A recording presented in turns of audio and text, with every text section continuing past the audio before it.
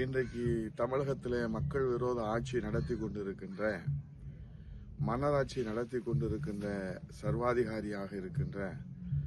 முத்துவேல் கருணாநிதி ஸ்டாலின் அவர்கள் தமிழகத்தின் முதுகெலும்பை உடைத்துவிட்டு இன்றைக்கு தமிழகத்தை தலைகுனிய விடமாட்டேன் என்று உறுதிமொழி ஏற்பதாக முப்பெரும் விழாவிலே பேசியிருக்கிறார்கள்.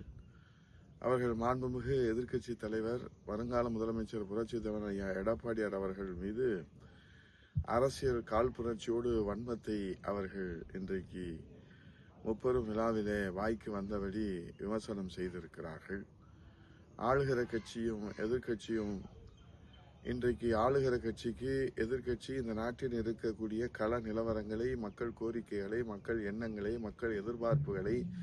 மக்களுடைய குறைகளை எடுத்துச் சொல்வதுதான் ஒரு பிரதான கடமை என்பதை நீண்ட காலமாக எதிர்க்கட்சியிலே இருந்த திராவிட முன்னேற்ற கழகத்துடைய தலைவர் முத்துவேல் கருணாநிதி ஸ்டாலின் அவர்களுக்கு தெரியவில்லை என்பதுதான் கவலையாக இருக்கிறது. ஆகவே இன்றைக்கு 2026 சட்டமன்ற தேர்தலை எதிர்நோக்கி இன்றைக்கு புரட்சி தமிழர் ஐயா எடப்பாடியார் அவர்களை எழுச்சி பயணம் மேற்கொண்டிருக்கின்ற மக்களை காப்போம், தமிழகத்தை மீட்போம் என்கிற அந்த எழுச்சி பயணம் ஒரு மாபெரும் வெற்றி பயணமாக வெற்றி சரித்திரத்தை படைத்து வருவதை பொறுத்து கொள்ள முடியாது. ஒரு சாமானிய சரித்திரம் படைத்து வருவதை பொறுத்து கொள்ள முடியாத விமர்சன கணைகளாலே டெல்லி சென்றால் விமர்சனம், தமிழ்நாடு வந்தால் விமர்சனம், சட்டசபையிலே விமர்சனம், மக்கள் மன்றத்தில் விமர்சனம் என்று தூங்கினால் எடப்பாடியார் சிந்தனை, எழுந்தால் எடப்பாடியார் சிந்தனை, நடந்தால் எடப்பாடியார் சிந்தனை, மாநாடு என்றால் எடப்பாடியார் சிந்தனை, முப்பெரும் விழா என்றால் எடப்பாடியார் சிந்தனை என்று ஆளுகிற கட்சியும் இன்றைக்கு இருக்கிற தமிழகத்தில் இருக்கிற அனைவருமே இன்றைக்கு எடப்பாடியார் சிந்தனையில் இருப்பதற்கு காரணம் மக்கள் சிந்தனையிலே புரட்சி தமிழர் ஐயா எடப்பாடியார் அவர்கள் நிரந்தரமாக குடிகொண்டு இருக்கிறார் தன்னுடைய மக்கள் சேவையால் என்கிற காரணத்தாய் எல்லோரும் நன்றாக அறிவோம். ஆகவே மக்கள் விரும்புகிற முதல்வராக புரட்சி தமிழர் ஐயா எடப்பாடியார் அவர்கள் 2026 தேர்தலிலே முத்திரை பதிக்கின்ற ஒரு வரலாற்று வெற்றியை அனைத்து இந்திய அண்ணா திராவிட முன்னேற்ற கழக தலைமையிலான வெற்றி கூட்டணிக்கு தீர்ப்பு வழங்குவதற்கு மக்கள் தயாராகிவிட்டார்கள். ஆகவேதான் இன்றைக்கு அங்கே தொட்டு இங்கே தொட்டு காலாவதி தலைவர்களுடைய ஒப்பாரி ஆங்காங்கே இன்றைக்கு எழுப்பி கொண்டிருக்கிறார்கள். ஆகவே காலாவதியான தலைவர்களுடைய ஒப்பாரியால் புரட்சி தமிழர் ஐயா எடப்பாடியார் அவருடைய லட்சிய பயணத்தை எந்த வகையிலும் திசை திருப்ப விட முடியாது என்பதை தொடர்ந்து அவர் நிரூபித்து காட்டிக் கொண்டிருக்கிறார். ஆகவே புரட்சி தமிழர் ஐயா எடப்பாடியாருடைய தலைமையிலே நம்முடைய ஒரே லட்சியம், ஒரே இலக்கு, நடைபெற்று கொண்டிருக்கின்ற மக்கள் விரோத மன்னராட்சிக்கு முடிவு கட்டி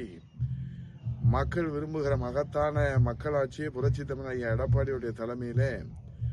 நாம் மாபெரும் வெற்றியை பெறுவதற்கான அடித்தளத்தை அமைத்து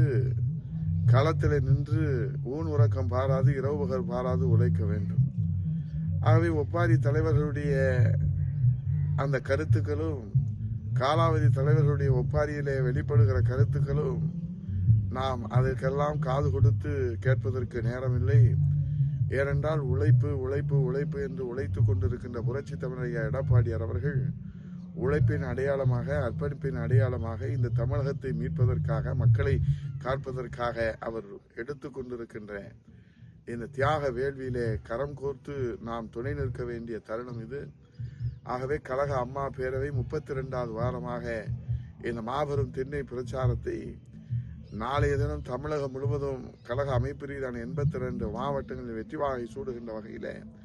வீடு வீடாக சென்று, வீதி வீதியாக சென்று, வாக்காளரிடத்திலே நேரிலே சந்தித்து துண்டு பிரசுரங்களை வழங்கி திண்ணையிலே அமர்ந்து இந்த மக்கள் விரோத மன்னராட்சி ஸ்டாலின் திமுக ஆட்சியினுடைய உண்மை முகத்தை தோலுரித்து காட்டுகின்ற அந்த புனித பணியை வெற்றிகரமாக ஆற்ற வேண்டும் என்று, அதன் மூலமாக புரட்சி தமிழர் ஐயா எடப்பாடியுடைய கரத்தை வலுப்படுத்த வேண்டும் என்று வணங்கி கேட்பதோடு, நம்முடைய தேசியம் தெய்வீகம் இரு கண்களாக இருக்கிற தெய்வீக திருமகனார் பசும்பொன்னார் அவர்களுக்கு இன்றைக்கு இந்தியாவுடைய உயர்ந்த விருதான பாரத் ரத்னா விருது வழங்க வேண்டும் என்கிற அந்த மிக உயர்ந்த கோரிக்கையை தாய் உள்ளத்தோடு வைத்து இன்றைக்கு மகானாக வாழும் முருகக் கடவுளாக இருந்து இந்த பகுதியிலே மக்களுக்கு தன்னை அர்ப்பணித்து உழைத்திட்ட அந்த தியாகத்தின் திருவுருவம் தெய்வீக திருமகனாருக்கு புகழுக்கு புகழ் சேர்க்கின்ற வகையிலே புரட்சித் தலைவர் எம்ஜிஆர் வழியிலே, புரட்சித் தலைவர் இதய தெய்வம் தமிழகுலசாமி அம்மாவின் வழியிலே, புரட்சித் தலைவர் ஐயா எடப்பாடியார் அவர்கள் வைத்திருக்கிற மத்திய உள்துறை அமைச்சர் அமித்ஷா அவர்களை நேரிலே சந்தித்து பிரதான கோரிக்கையாக, முழுமையான கோரிக்கையாக, இந்த தாய் தமிழ்நாட்டு மக்களுடைய கோரிக்கையாக, தென்மாண்டி மண்டலத்தினுடைய மக்களுடைய உரிமை கோரிக்கையாக முன்வைத்து இந்த மக்களுடைய வயிற்றிலே பால் வார்த்திருக்கிற புரட்சி தமிழ் ஐயா எடப்பாடி அவர்களுடைய பாதங்கள் பணிந்து கோடான கோடி நன்றிகளை இந்த தென் மாவட்ட மக்களின் சார்பிலே வணங்கி தெரிவிக்கிறேன். நம்முடைய கழக புரட்சி தலைவி அம்மா பேரவை இந்த 32வது வார திண்ணை பிரச்சாரத்தை வெற்றிகரமாக நடத்தி காட்ட சூழலை ஏற்று